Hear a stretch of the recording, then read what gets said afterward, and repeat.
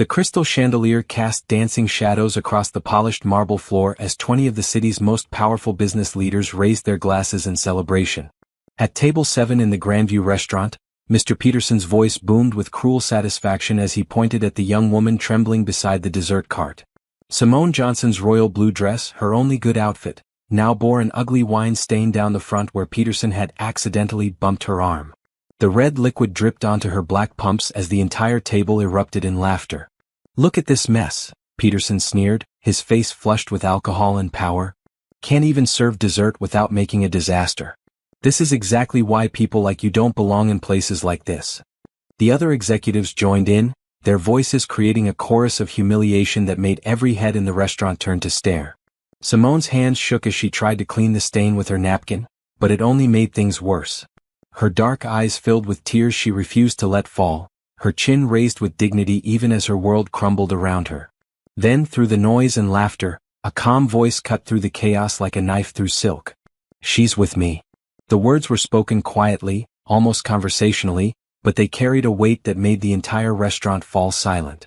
A tall man in an emerald green suit stepped forward from table 12, his presence commanding immediate attention. He moved with the easy confidence of someone who owned rooms like this, someone who could buy and sell everyone present without breaking a sweat. Nathan Cross, billionaire founder of Cross Industries, placed a glass of ice water gently in front of Simone and looked directly into Peterson's suddenly pale face. "Have you ever witnessed a moment when true power reveals itself, not through cruelty but through kindness? Does this story remind you of times when you wish someone would stand up for you? Share your thoughts in the comments below. And don't forget to subscribe for more heartwarming stories that prove love conquers all. The evening had started like any other corporate dinner for Simone Johnson. As the newest and youngest assistant at Peterson and Associates, she often found herself working events like these, serving drinks and taking notes while the senior staff discussed million-dollar deals. Her royal blue dress, carefully chosen from a thrift store and pressed with meticulous care, had seemed appropriate when she looked in her tiny apartment mirror that morning. Now, as wine dripped from the fabric onto the restaurant's pristine floor, she wished she had never left her apartment at all. "Clean this up immediately," Peterson commanded, his voice carrying across the restaurant. "And send the cleaning bill to her paycheck, assuming she still has a job tomorrow." The laughter from table 7 grew louder, but Simone noticed something strange happening. Other diners were no longer laughing along. Instead, they were watching with uncomfortable expressions, shifting in their seats as if witnessing something that violated an unspoken code of human decency. That's when she first noticed him. At table 12, a man in an emerald green suit sat alone, his meal untouched as he watched the scene unfold. His dark hair was perfectly styled, his posture relaxed, but his green eyes held an intensity that made her breath catch. He looked like he was calculating something, measuring distances and outcomes with the precision of a chess master. Nathan Cross had been enjoying a quiet dinner when the commotion began. As the founder and CEO of Cross Industries, he was used to business dinners and corporate politics. But what he was witnessing at table 7 went far beyond professional disagreement. This was deliberate cruelty, a public humiliation designed to break someone's spirit. The young woman in blue stood with remarkable composure despite the obvious distress in her eyes. She held her head high, refusing to cower even as the laughter grew more vicious. Something about her dignity in the face of such treatment stirred something deep in his chest. He knew Peterson by reputation. The man was known for his ruthless business tactics and his treatment of employees, particularly those he considered beneath his social status. Nathan had always found such behavior distasteful, but tonight, watching this young woman suffer for no reason other than Peterson's entertainment, he felt anger building in his chest. "Perhaps you should reconsider your position," Peterson continued, his voice dripping with false concern. "Clearly you're not suited for this kind of work. Maybe you'd be more comfortable serving coffee at some diner downtown." The woman's hands clenched at her sides, but she remained silent. Nathan could see her fighting back tears, maintaining her composure through sheer force of will. In that moment he made a decision that would change both their lives forever. Rising from his chair with fluid grace, Nathan walked across the restaurant. Conversation stopped as people recognized him. Phones appeared as diners prepared to capture whatever was about to happen. The billionaire's presence commanded attention wherever he went, but tonight he had only one focus. He stopped directly beside the young woman and placed a glass of ice water on the table in front of her. The simple gesture was performed with such care and respect that it seemed to transform the entire atmosphere of the room. She's with me, he said, his voice carrying clearly through the sudden silence. Peterson's face went from flushed red to pale white in the span of a heartbeat. He knew exactly who Nathan Cross was, and more importantly, he knew what those 4 simple words meant. In the business world, Nathan's support could make or break careers. His disapproval could end them entirely. "Mr. Cross," Peterson stammered, suddenly finding it difficult to form complete sentences. We didn't realize, that is to say." Nathan held up one hand, a gesture that somehow managed to be both polite and absolutely final. "I think you've said enough for one evening." He turned to the young woman, his expression softening completely. "Would you like to leave now?" She looked up at him with wide, uncertain eyes. My job. "We'll be waiting for you tomorrow if you want it to be," Nathan said quietly. "But right now you don't have to stay here." For the first time since the wine had spilled, Simone Johnson allowed herself to believe that maybe, just maybe, everything was going to be okay. The cool evening air felt like a blessing against Simone's heated cheeks as they stepped outside the Grandview restaurant. Nathan had offered his arm, and she had taken it gratefully, still somewhat stunned by the turn of events. Her legs felt unsteady, whether from the humiliation or the surreal experience of being rescued by one of the city's most powerful men. "Thank you," she managed to say as they paused on the sidewalk. "You didn't have to do that." Nathan studied her face in the soft glow of the street lights. Even with tear-stained cheeks and wine on her dress, she was beautiful. But more than that, there was a strength in her bearing that impressed him. Lesser people would have crumbled under Peterson's assault, but she had maintained her dignity throughout the ordeal. "Actually, I did have to," he replied, his voice gentle but firm. "What happened in there was wrong, and I couldn't stand by and watch it continue." A sleek black sedan pulled up to the curb, and Nathan nodded to the driver. "This is Thomas, my driver? He can take you wherever you need to go." Simone shook her head quickly. "Oh no, I can take the bus. You've already done so much." "The buses stopped running 20 minutes ago," Nathan said matter-of-factly. "And even if they hadn't, you're not taking public transportation alone at this hour. Please let me give you a ride home. It's the least I can do." She wanted to argue, but exhaustion was setting in, and the thought of waiting for a taxi while wearing a wine-stained dress was almost unbearable. "Okay," she said softly. "Thank you." The interior of the sedan was more luxurious than anything Simone had ever experienced. Soft leather seats, climate control, and a small refrigerator stocked with water bottles. Nathan handed her one without being asked, along with a package of tissues from the door compartment. "What's your name?" he asked as Thomas pulled smoothly into traffic. "Simone Johnson," she replied, dabbing at her eyes with a tissue. "I worked for Peterson and Associates. I'm an assistant there." "How long have you been with the company?" 6 months, she said, then added quietly, "I really needed this job." Nathan nodded understanding. "What did you do before?" "I just graduated from college," Simone explained. "Business administration from State University. I took the first job I could find because I have student loans and rent to pay. My mom always said I should be grateful for any opportunity, but tonight." She trailed off, staring out the window at the city lights passing by. The expensive neighborhood around the restaurant gave way to more modest areas as they traveled toward her apartment. "Tonight showed you who Peterson really is," Nathan finished for her. "And I suspect it's not the first time he's treated you poorly." Simone's silence was answer enough. "Tell me about yourself," Nathan said, changing the subject to something more pleasant. "What made you choose business administration?" Despite everything that had happened, Simone found herself smiling slightly. "I want to start my own business someday. Maybe a consulting firm that helps small businesses grow. I know what it's like to struggle, and I want to help other people who are trying to build something better for themselves." Nathan felt something stir in his chest. Ambition, kindness, and intelligence, all wrapped in genuine humility. It was a rare combination in his world, where most people he met were either trying to use him or impress him. "That's a worthy goal," he said sincerely.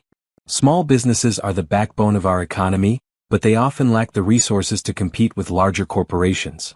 "Exactly," Simone said, becoming animated for the first time all evening.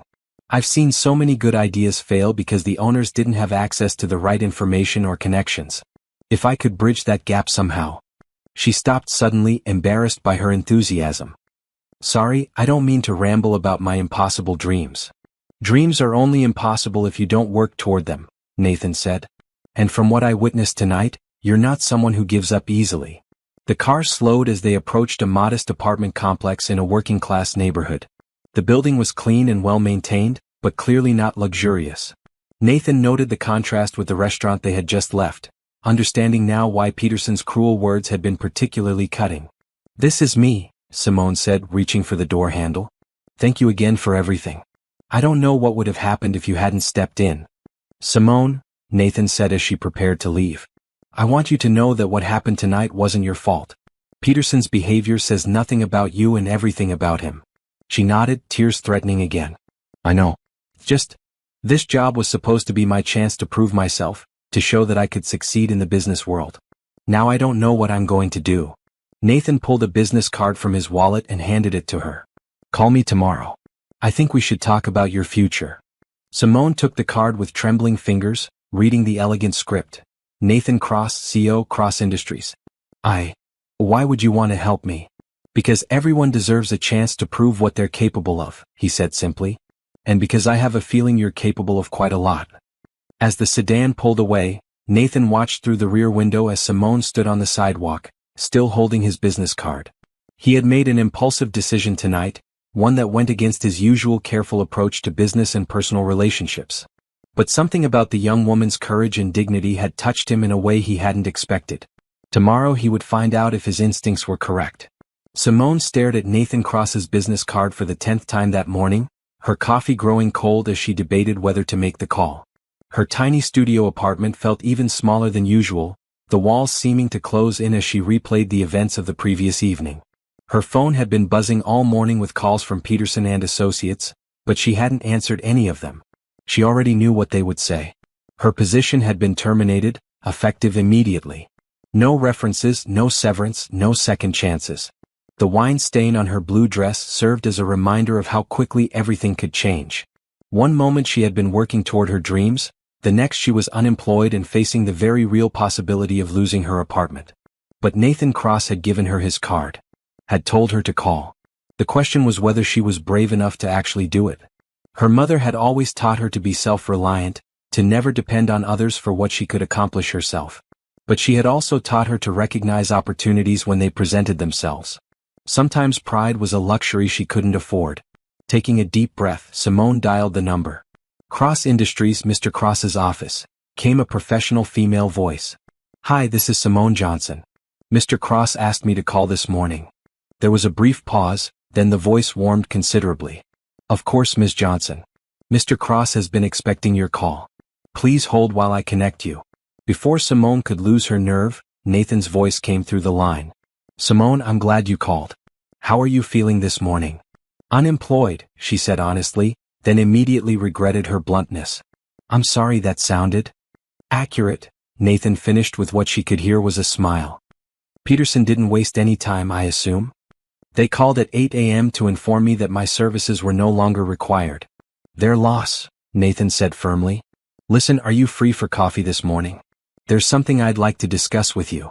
An hour later, Simone sat across from Nathan Cross in a quiet corner of an upscale coffee shop, trying not to feel intimidated by her surroundings.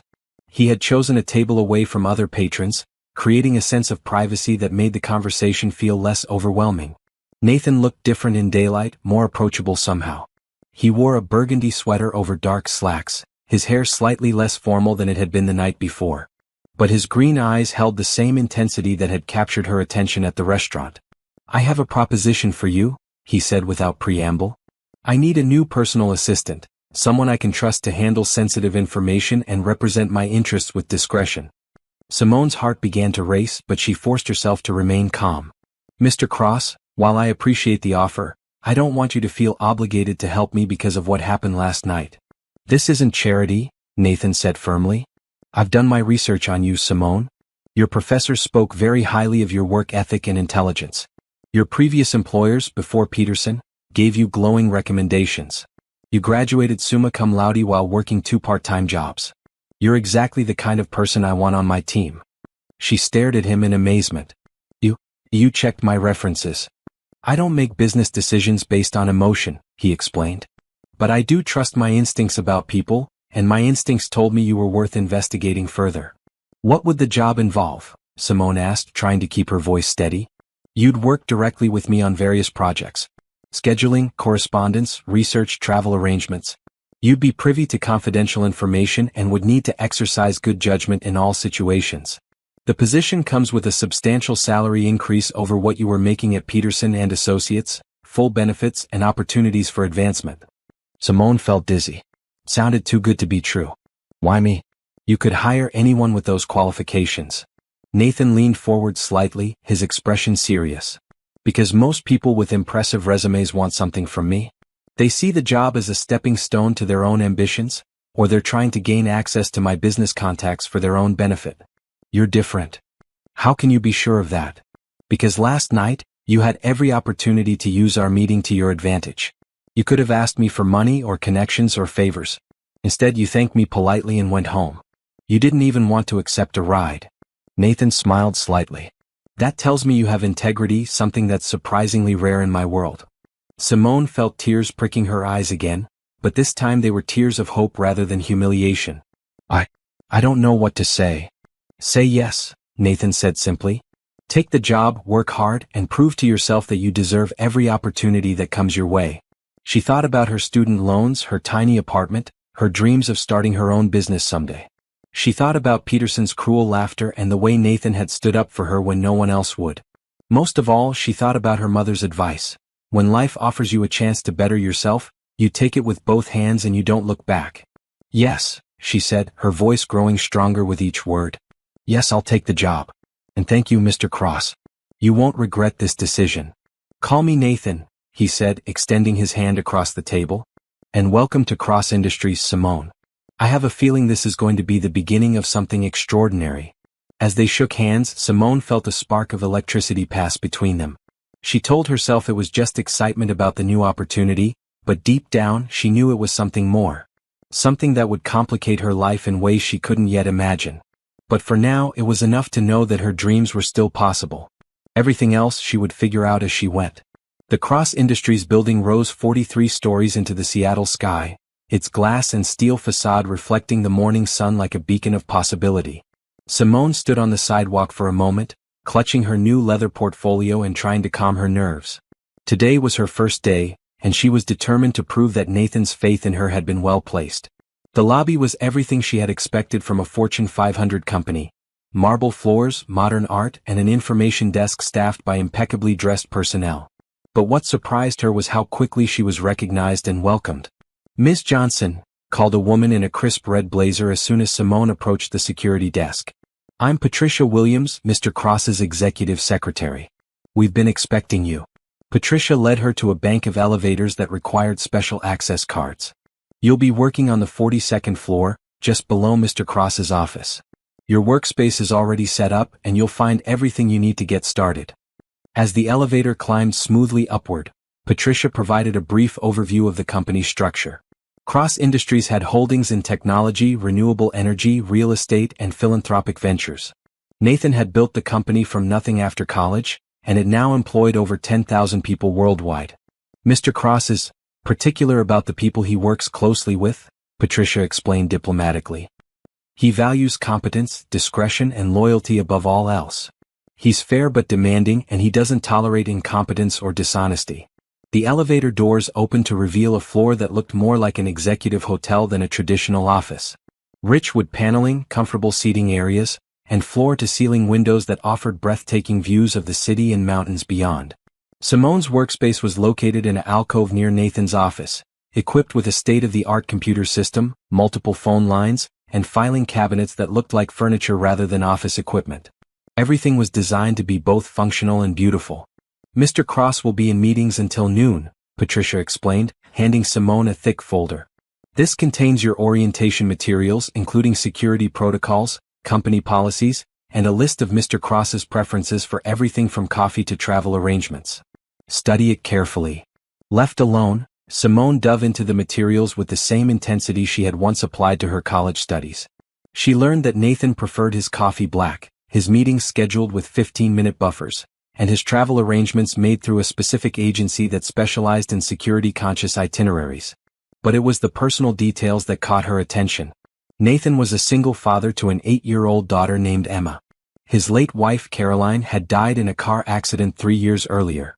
He was involved in numerous charitable organizations, particularly those focused on education and children's welfare. The more she read, the more complex the picture became. Nathan Cross wasn't just a successful businessman, he was a grieving widower trying to balance the demands of running an empire with the needs of a young daughter. Suddenly, his kindness toward her took on new meaning. He understood what it was like to face challenges alone. At noon precisely, Nathan emerged from his office with two other executives. He was wearing a forest green suit that complemented his eyes, and he moved with the same confident grace she remembered from the restaurant. When he saw her at her desk, he smiled warmly. "Gentlemen, I'd like you to meet Simone Johnson, my new personal assistant," he said to his companions. "Simone, this is Richard Martinez, our CFO, and Dr. Angela Foster, head of our Research and Development Division." Both executives greeted her professionally, but Simone caught the curious looks they exchanged. She suspected that Nathan didn't often hire assistants personally, and they were probably wondering about her qualifications. "How has your first morning been?" Nathan asked after the executives had left. "Educational," Simone replied honestly. "I had no idea Cross Industries was involved in so many different sectors." "Diversification is key to long-term stability," Nathan explained. "But it also means I need someone who can quickly understand and adapt to different types of business situations. Think you're up for the challenge?" "I hope so," Simone said. "I'm certainly willing to work hard to prove myself." Nathan studied her for a moment, then made a decision. "Come with me. I want to show you something." He led her to his office, which was surprisingly warm and personal despite its professional setting. Family photos sat on his desk, including several of a beautiful little girl with curly brown hair and Nathan's green eyes. The walls displayed a mix of business awards and children's artwork, creating an interesting contrast. "This is my daughter Emma," Nathan said, picking up one of the photos. "She's the most important thing in my life, which means that sometimes my work schedule has to accommodate her needs. Parent-teacher conferences, school plays, doctor's appointments. I hope you understand that family comes first." Simone smiled, feeling a warmth spread through her chest. "Of course. Family should always come first." "Good," Nathan said, replacing the photo carefully. "Now, let's talk about your immediate responsibilities." For the next hour, Nathan outlined her duties in detail. She would manage his calendar, screen his calls, prepare briefing materials for meetings, and coordinate with various department heads. It was challenging work that would require her to learn quickly and think on her feet. "One more thing," Nathan said as they finished the orientation. "I believe in promoting from within. This position comes with opportunities for growth, but only if you prove yourself capable of handling increased responsibility. Is that something you're interested in?" "Absolutely," Simone said without hesitation. "I want to learn everything I can about how successful businesses operate." Nathan nodded approvingly. "Then I think you're going to fit in very well here." As the afternoon progressed, Simone threw herself into her new role with enthusiasm. She fielded phone calls, scheduled meetings, and began familiarizing herself with Nathan's various business interests. It was demanding work, but she loved the challenge of staying one step ahead of whatever might come up. By the end of the day, she felt like she was finally where she belonged. The humiliation at the restaurant seemed like something that had happened to someone else, a distant memory that had no power over her future. As she prepared to leave, Nathan appeared at her desk. "How did today go?" "It was wonderful," Simone said sincerely. "Thank you again for this opportunity." "You earned it," Nathan replied. "See you tomorrow, Simone." Walking to the bus stop that evening, Simone couldn't stop smiling. For the first time in months, she felt like she was moving toward something better rather than just surviving day to day. And if she occasionally caught herself thinking about Nathan's kind eyes or warm smile, well, that was perfectly normal. He was her boss, nothing more. At least that's what she told herself. 3 weeks into her new position, Simone had settled into a rhythm that felt both challenging and comfortable. She arrived at the office each morning at 7:30, armed with Nathan's coffee and a briefing on the day's priorities. She had quickly learned to anticipate his needs, often having documents prepared before he asked for them and solutions ready for problems before they became urgent. Nathan, for his part, had been impressed by her quick learning and professional intuition. Unlike his previous assistants who had required constant direction and hand-holding, Simone seemed to understand not just what he needed, but why he needed it. She asked thoughtful questions, offered relevant suggestions, and handled unexpected situations with grace and intelligence. "You're making me look bad," Patricia commented one morning as she watched Simone efficiently coordinate 3 different conference calls while simultaneously reviewing contracts for Nathan's signature. He's never had an assistant who could juggle that many tasks at once. I just try to stay organized, Simone replied modestly, though she felt a flush of pride at the compliment. It was true that she had thrown herself into the work with unusual dedication. Partly because she was grateful for the opportunity and determined to prove herself, but also because she genuinely enjoyed the complexity of Nathan's business empire. Every day brought new challenges and learning opportunities that kept her engaged and motivated. But if she was honest with herself, there was another reason for her enthusiasm. She looked forward to her daily interactions with Nathan more than she cared to admit. Their morning briefings had evolved from simple scheduling sessions into discussions about business strategy, industry trends, and occasionally more personal topics. "Tell me about your weekend plans," Nathan said one Friday afternoon as they finished reviewing the following week's calendar. "Nothing exciting," Simone admitted. "Probably catch up on laundry, maybe visit my mom if I can save up enough for bus fare." Nathan looked up from the document he was signing. "Your mother lives far away." "About 2 hours by bus," Simone explained. "She works double shifts at a nursing home to make ends meet, so I try to visit when I can to help with groceries and household tasks." Something in Nathan's expression shifted, becoming softer and more thoughtful. "What about your father?" "He passed away when I was 16, Simone said simply. "Mom raised me by herself after that. She's the strongest person I know." Nathan set down his pen entirely, giving her his full attention. "That must have been difficult for both of you." "It was," Simone admitted. "But Mom always made sure I knew that education was my way out. She worked extra jobs to help pay for college, even though I told her I could handle it myself with loans and scholarships." "She sounds like a remarkable woman." "She is," Simone agreed with a smile. "She always says that hard work and kindness will open more doors than any amount of money or connections." Nathan was quiet for a moment, and Simone worried that she had shared too much personal information. But when he spoke again, his voice was gentle and understanding.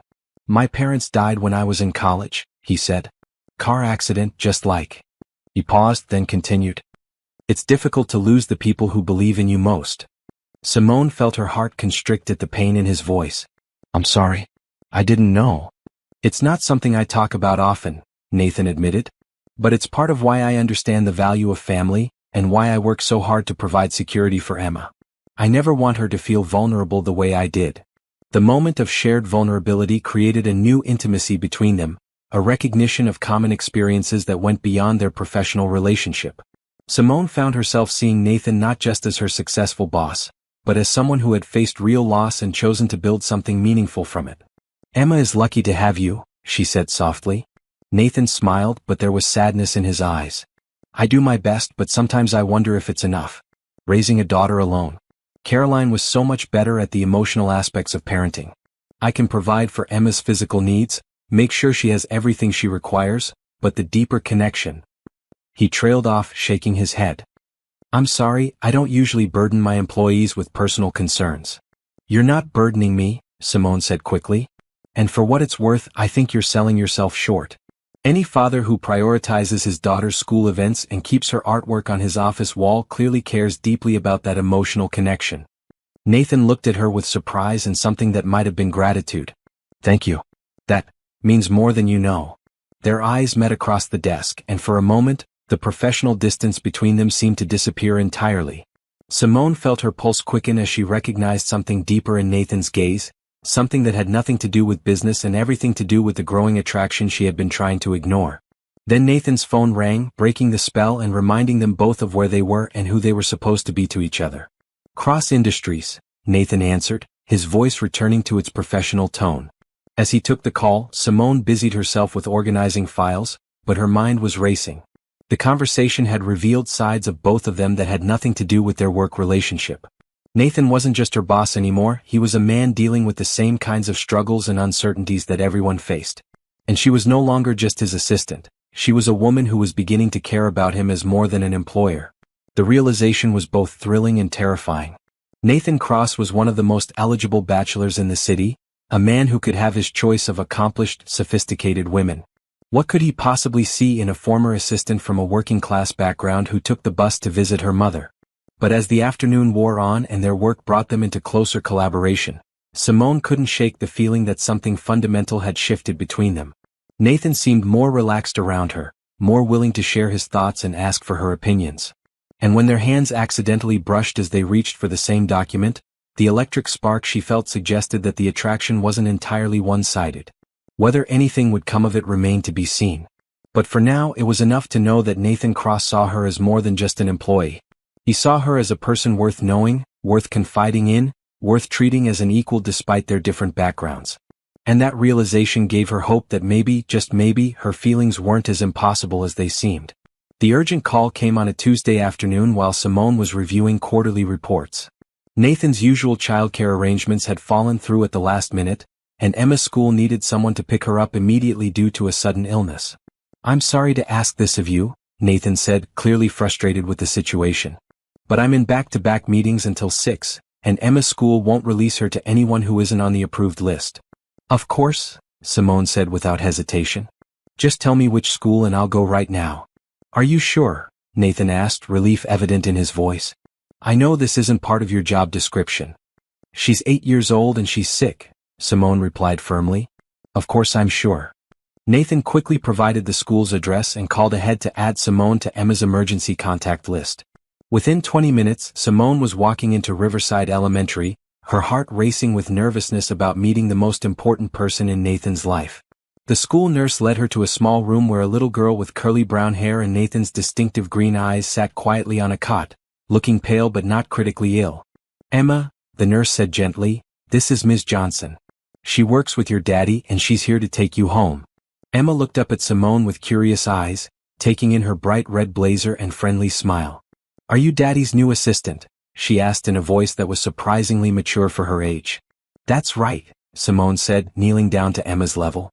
"Your dad is stuck in meetings, so he asked me to come get you. How are you feeling, sweetheart?" "My tummy hurts," Emma admitted. "But it's better than it was this morning." Simone's heart melted at the little girl's brave attempt to downplay her discomfort. "Well, let's get you home so you can rest properly. Do you have everything you need from your classroom?" After collecting Emma's backpack and jacket, Simone led her to Nathan's car, which Thomas had brought around to the school entrance. Emma climbed into the back seat with practiced ease, clearly accustomed to being chauffeured around the city. "Ms. Johnson," Emma said as they pulled away from the school. "Are you the lady who had wine spilled on her dress?" Simone turned in surprise. "How did you know about that?" "Daddy told me," Emma explained matter-of-factly. "He said some mean people were being cruel to you and he had to help. He said you were very brave." Warmth spread through Simone's chest at the knowledge that Nathan had shared their story with his daughter. "Your daddy was very kind to me that night. Not everyone would have stepped in to help a stranger." Emma nodded seriously. "Daddy always helps people who need it. Mommy used to say that's what makes him special." The mention of Caroline created a moment of poignant silence in the car. Simone could see that Emma still missed her mother deeply, despite her apparent acceptance of the loss. "Your mommy sounds like she was a very wise woman," Simone said gently. "She was," Emma agreed. "She used to braid my hair and make funny voices when she read me stories.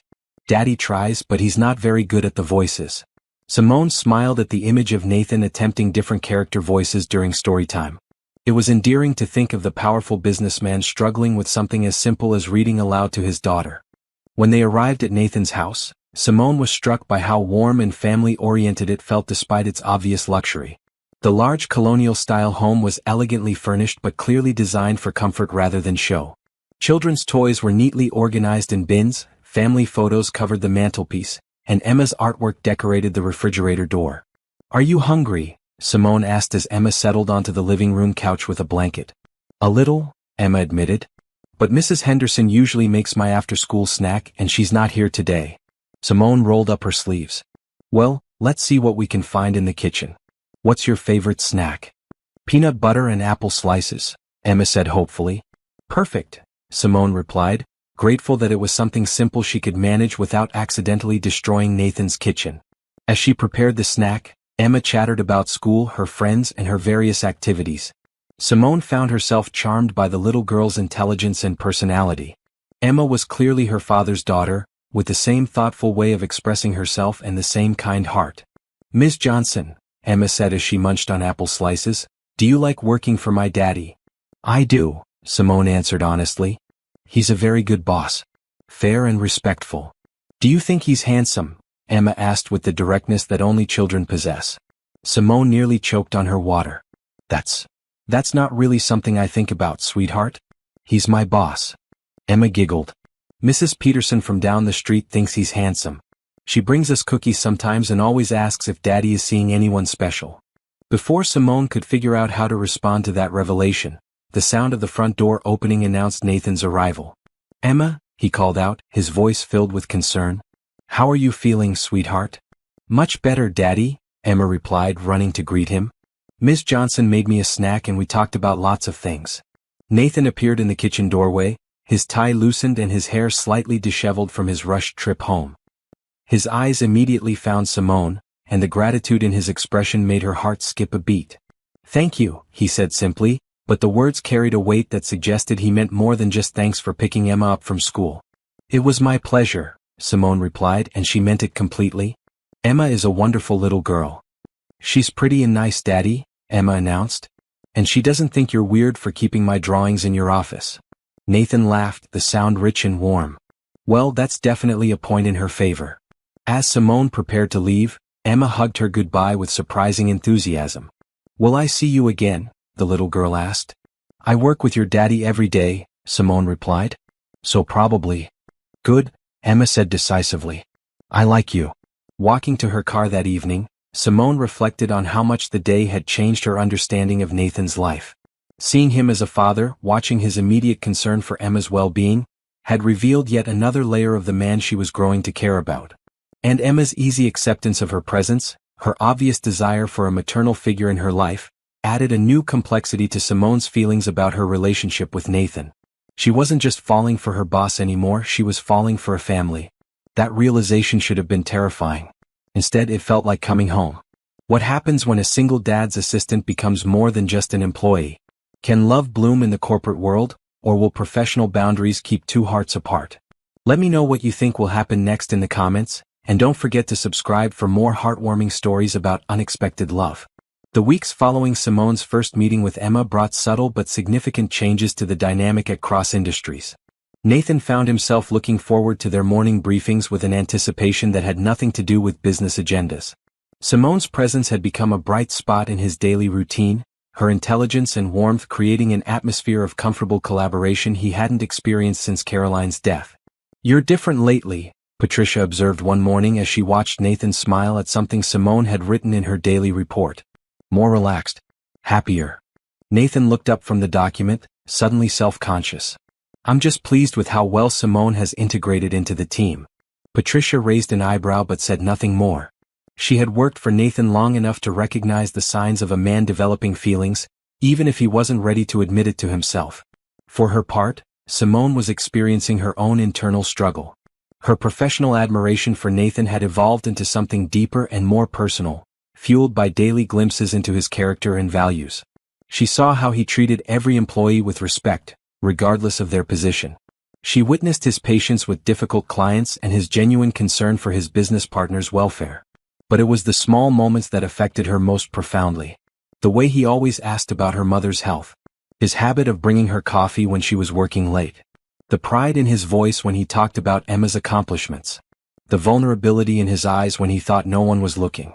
The turning point came on a Friday evening when Nathan emerged from his office looking uncharacteristically frazzled. Everything okay? Simone asked, immediately alert to his distress. Emma's school called, Nathan explained, running a hand through his hair. There's a father-daughter dance next weekend and I completely forgot about it. I have a board meeting that same evening and I can't reschedule it. Simone could see the conflict written across his face. Nathan never missed important events in Emma's life, but this board meeting involved international investors who had traveled specifically for the occasion. What if we moved the board meeting to earlier in the day, she suggested. I could contact all the participants and see if they're available for a lunch meeting instead. Nathan looked at her with surprise and hope. You think that would work? Let me make some calls, Simone said, already reaching for her phone. Give me an hour. 45 minutes later, she had successfully rescheduled the entire meeting. The international investors were actually pleased with the change, as it allowed them to catch earlier flights home. The board members appreciated the more convenient timing. And Nathan would be free to take Emma to her dance. I don't know how you did that, Nathan said, looking at her with something approaching awe. I've been trying to coordinate those schedules for weeks. I just explained that family commitments are non-negotiable, Simone replied. Everyone understood.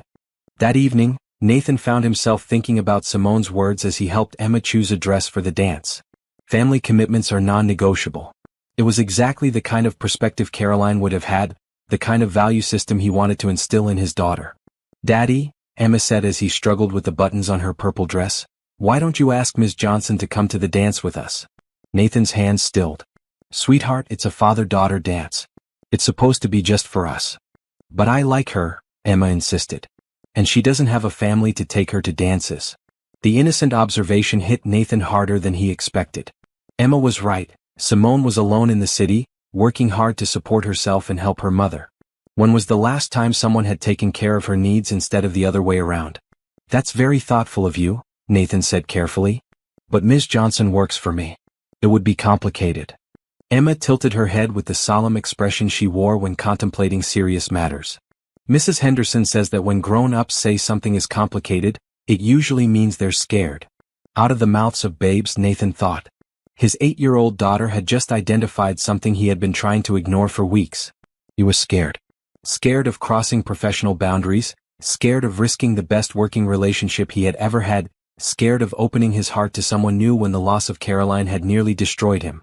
But he was also scared of letting fear prevent him from pursuing something that might be extraordinary. The following Monday, Nathan made a decision that surprised even himself.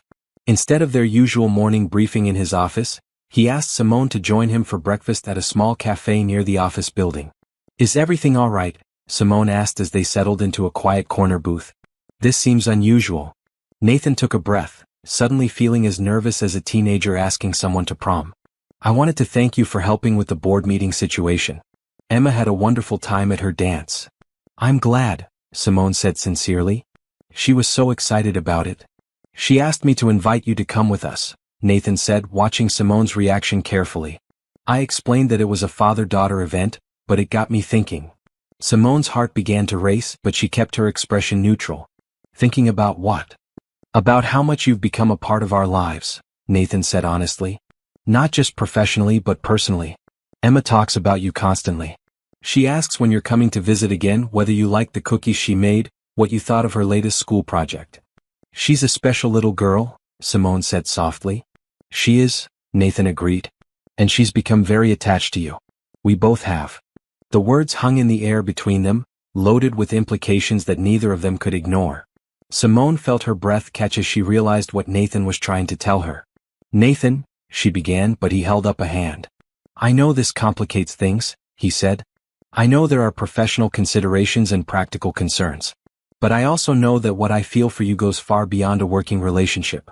And I hope, you might feel the same way. Simone stared at him across the small table, her heart pounding so hard she was sure he could hear it. Everything she had been trying to deny, all the feelings she had been attempting to suppress, came rushing to the surface. I do, she whispered. I feel the same way. Nathan's smile was like sunrise breaking over the mountains. Then maybe we can figure out the complicated parts together. As they walked back to the office, neither of them spoke about what had just happened. But everything had changed between them and they both knew it. The professional distance they had maintained was gone, replaced by the acknowledgement of feelings that had been building for weeks. There would be challenges ahead. Office gossip, concerns about propriety, questions about the wisdom of mixing business with personal relationships. But for now, it was enough to know that they were no longer facing their growing attraction alone.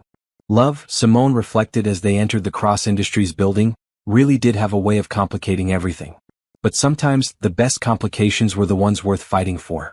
2 months had passed since Nathan and Simone's breakfast conversation, and while their professional relationship had remained impeccable, their personal connection had deepened considerably. They had shared quiet dinners after long work days, weekend outings with Emma, and countless conversations that revealed the depth of their compatibility. But they had also maintained careful boundaries, never crossing the line from emotional intimacy to physical romance. Both were acutely aware of the scrutiny their relationship would face if it became public, and both wanted to be absolutely certain of their feelings before making any declarations that couldn't be taken back. The annual Cross Industries Charity Gala provided the perfect backdrop for what would become a pivotal moment in their relationship. The event, held at the city's most prestigious hotel, brought together business leaders, politicians, and philanthropists for an evening of fundraising and networking. Simone had initially planned to work the event in her professional capacity, coordinating logistics and managing Nathan's schedule. But 2 days before the gala, Nathan made an unexpected request. "I'd like you to attend as my guest," he said during their morning briefing. "Not as my assistant, but as someone I want to spend the evening with." Simone felt her pulse quicken. "Nathan, that would send a very clear message to everyone who knows us professionally." "I know," he said simply. "I'm ready for people to know that you're important to me."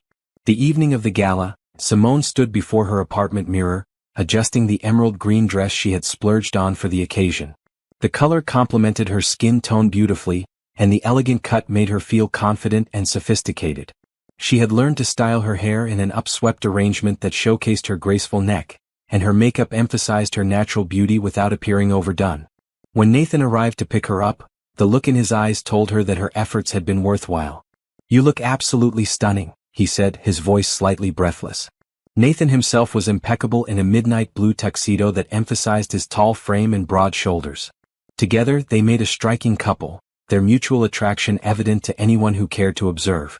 The gala was everything Simone had expected from a high-society event: crystal chandeliers, live orchestra, and guests dressed in their finest attire. But what she hadn't expected was how naturally she fit into Nathan's world when she wasn't worried about serving drinks or taking notes. "You're a natural at this," Nathan observed as they moved through the cocktail reception. "I've watched you charm 3 CEOs, 2 senators, and a federal judge." "I'm just being myself," Simone replied. "People respond well to genuine interest and respect." Throughout the evening, Nathan found himself seeing Simone in a new light. Away from the office environment, she revealed facets of her personality that he had only glimpsed before. She was articulate and confident in discussions about business and policy. She was warm and engaging when meeting new people. She was graceful and elegant as they moved through the formal social rituals of the evening.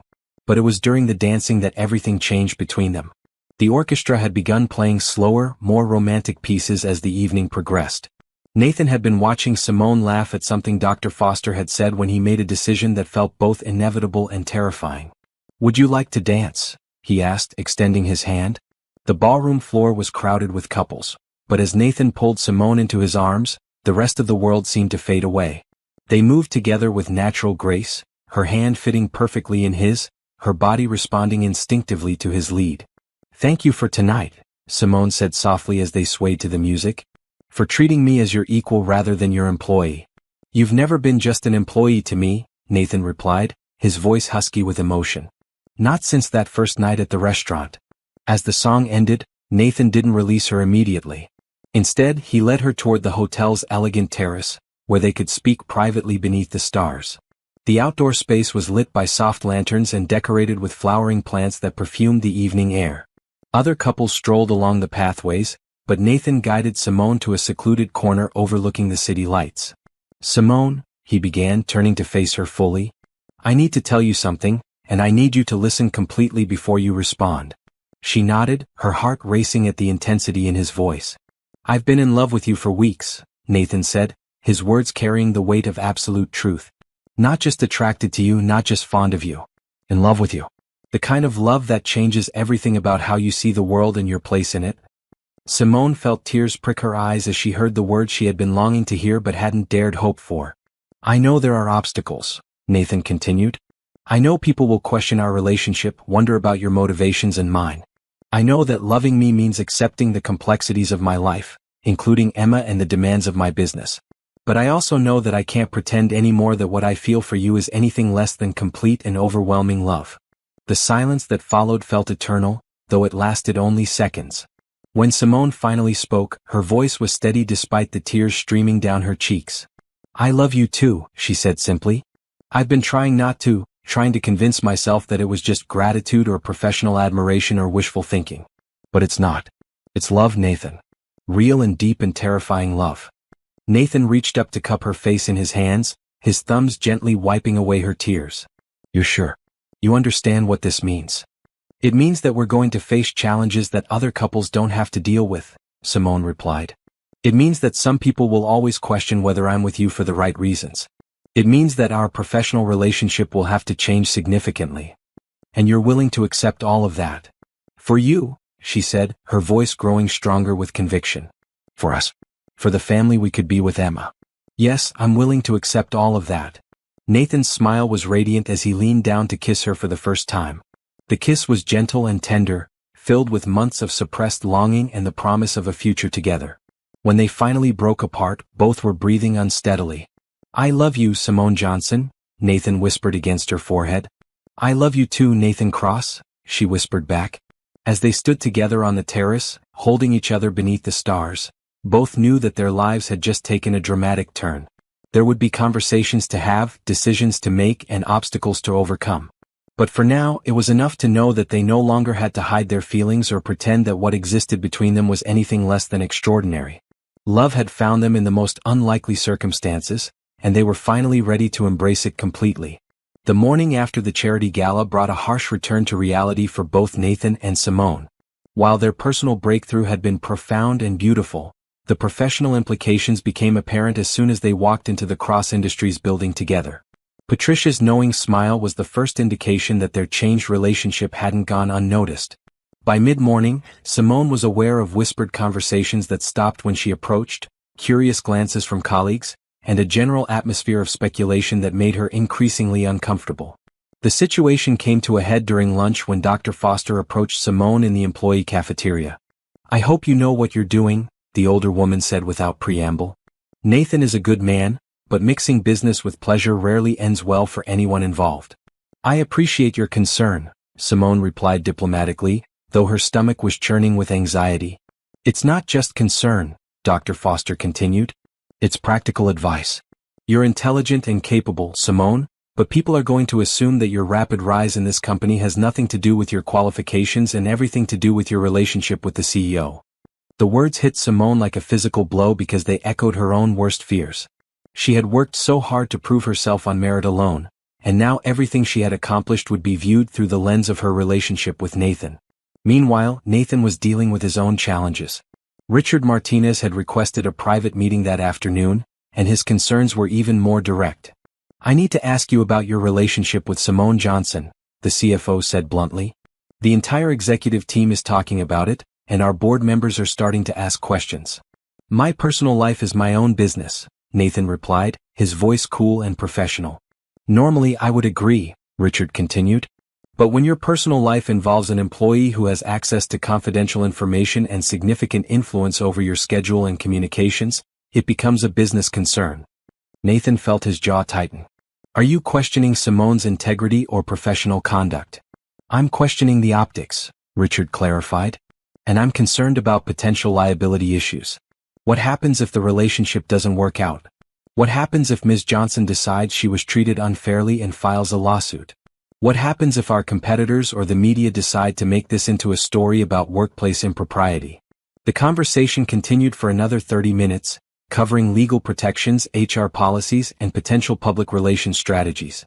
By the end, Nathan felt exhausted and frustrated. Everything Richard had said was valid from a business perspective, but it reduced his relationship with Simone to a series of risk assessments and damage control scenarios. That evening, Nathan found Simone working late in her office, her usual cheerful demeanor replaced by obvious stress and worry. Rough day, he asked, though he already knew the answer. People are talking, Simone said without looking up from her computer. About us, about my qualifications, about whether I'm qualified for this position or just sleeping my way to the top. Nathan felt anger surge through him. Who said that? It doesn't matter who said it, Simone replied wearily. What matters is that people are thinking it. And honestly, Nathan, can you blame them? 6 months ago, I was serving drinks at corporate dinners. Now I'm the CEO's girlfriend and his personal assistant. It doesn't look good. You earned this position, Nathan said firmly. Your work speaks for itself. Does it? Simone asked, finally meeting his eyes. Because I'm starting to wonder if I would have gotten this job if we hadn't met the way we did. If you hadn't felt sorry for me or felt some kind of attraction. Would you have hired me based purely on my qualifications? The question hung in the air between them, painful because it touched on doubts that Nathan had never fully acknowledged. Had his decision to hire Simone been influenced by his immediate attraction to her? Had he convinced himself that her qualifications were exceptional because he was drawn to her personally?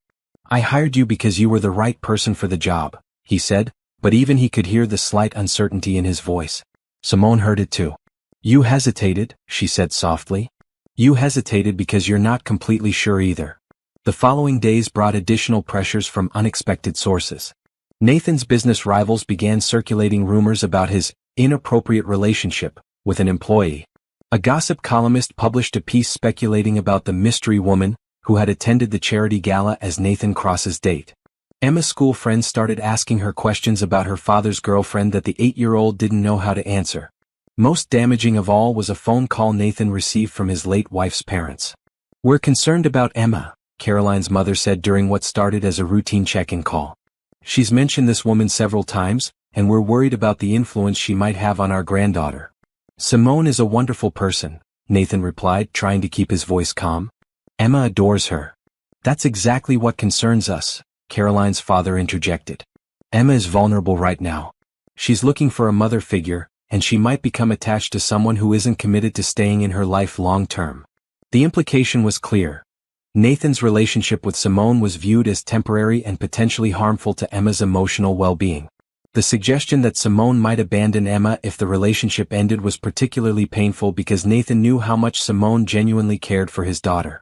By the end of the week, both Nathan and Simone were emotionally drained. The joy and excitement of their newfound love had been overshadowed by practical concerns and outside pressures that seemed insurmountable.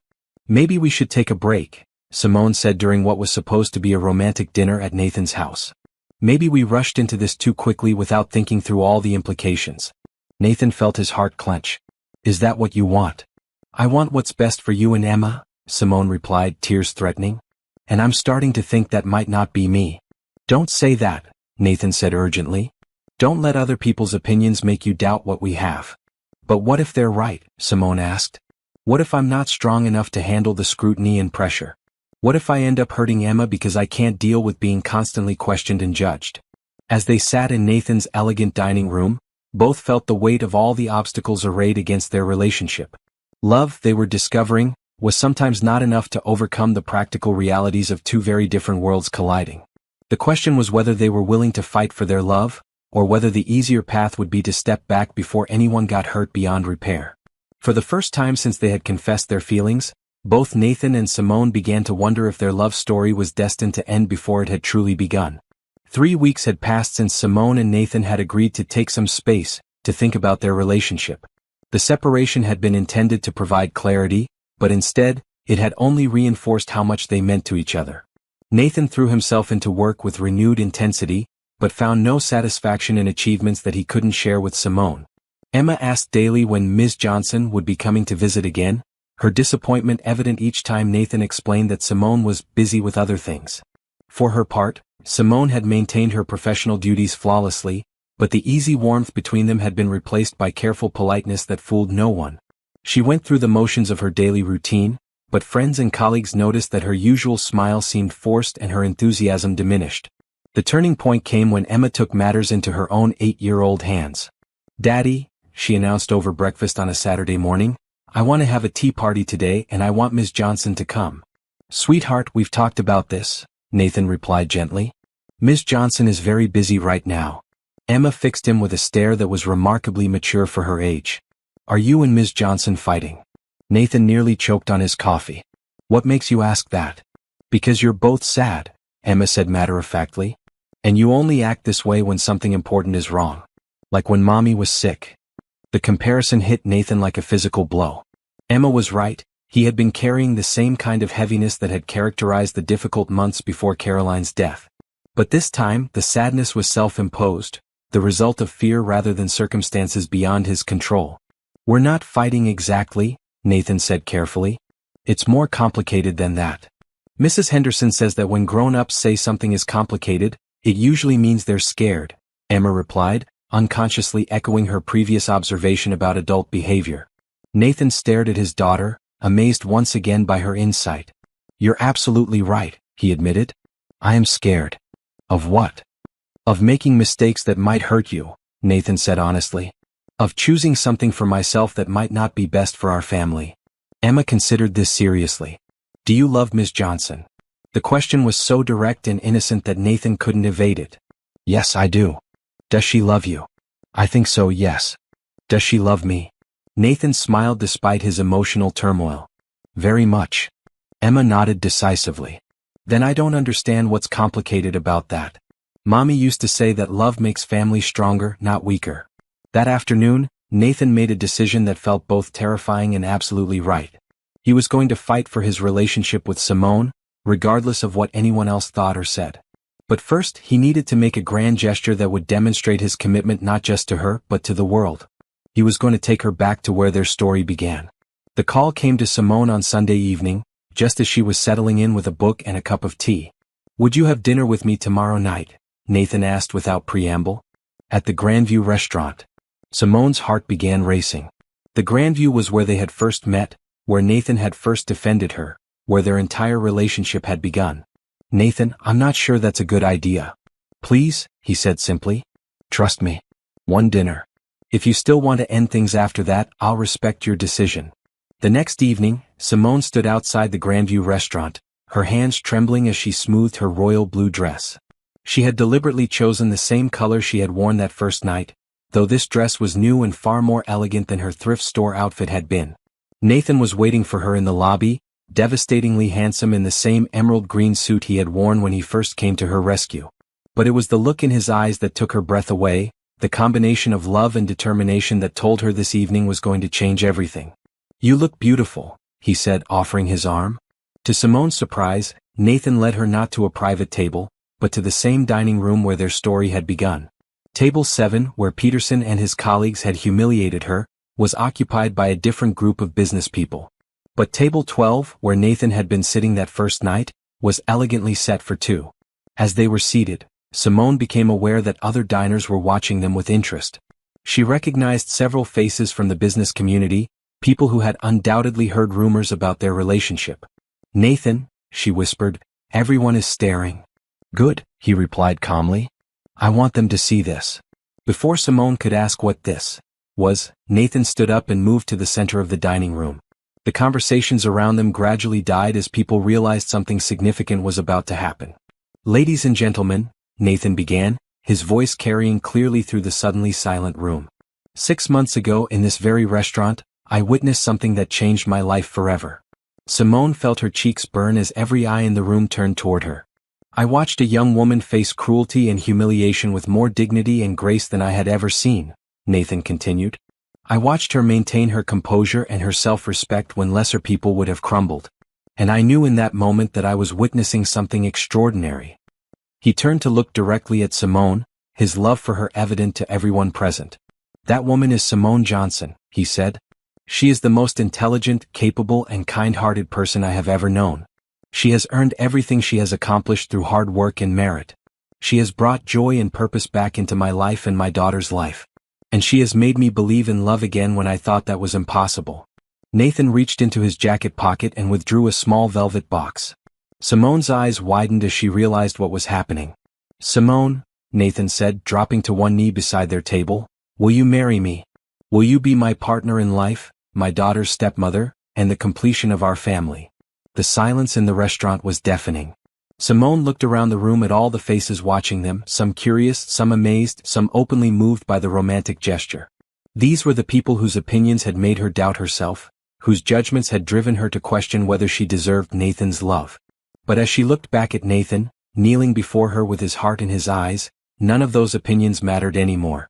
What mattered was the love they shared, the family they could build together, and the future that stretched before them filled with possibilities. "Yes," she said, her voice growing stronger with each word. "Yes, Nathan, I will marry you." The restaurant erupted in applause as Nathan slipped the ring onto her finger and kissed her with all the passion and commitment he had been holding back. When they finally broke apart, both were crying and laughing simultaneously. As they sat back down to dinner, Simone noticed that several people approached their table to offer congratulations. Dr. Foster was among them, her earlier concerns replaced by genuine warmth. "I owe you an apology," the older woman said to Simone. "I misjudged the situation and your character. Anyone who can inspire such devotion in Nathan must be extraordinary indeed." Even Richard Martinez stopped by, his business concerns apparently set aside in favor of personal happiness for his colleague. "Congratulations," he said sincerely. "I hope you'll both be very happy." As the evening progressed, Simone realized that Nathan's public proposal had accomplished something important beyond just demonstrating his commitment to her. It had forced everyone who had questioned their relationship to see it for what it truly was. A love story worthy of respect and celebration. Later that night, as they sat in Nathan's living room sharing the news with Emma, Simone felt a sense of completeness she had never experienced before. Emma's excited squeals and immediate acceptance of her as a future stepmother confirmed that they were indeed meant to be a family. "When is the wedding?" Emma demanded, already planning her role in the ceremony. "Soon," Nathan replied, looking at Simone with eyes full of love and promise. "Very soon."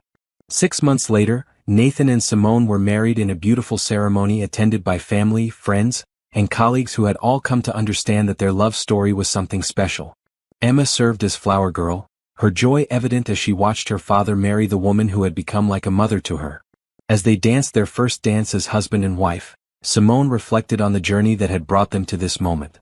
It had begun with humiliation and rescued by kindness. It had been tested by doubt and opposition. But ultimately, it had triumphed because they had chosen to fight for love instead of surrendering to fear. "No regrets," Nathan whispered as they swayed to the music. "None at all," Simone replied, looking up at the man who had changed her life in the most beautiful way possible. "This is exactly where I belong." And as they danced beneath the stars, surrounded by everyone they loved, both knew that their story was just beginning. Love had found them in the most unlikely circumstances and had proven strong enough to overcome every obstacle. Together they had built something extraordinary, a family founded on respect, nurtured by kindness, and united by a love that would last forever. Their fairy tale ending was also their new beginning, and the future stretched before them bright with promise and possibility.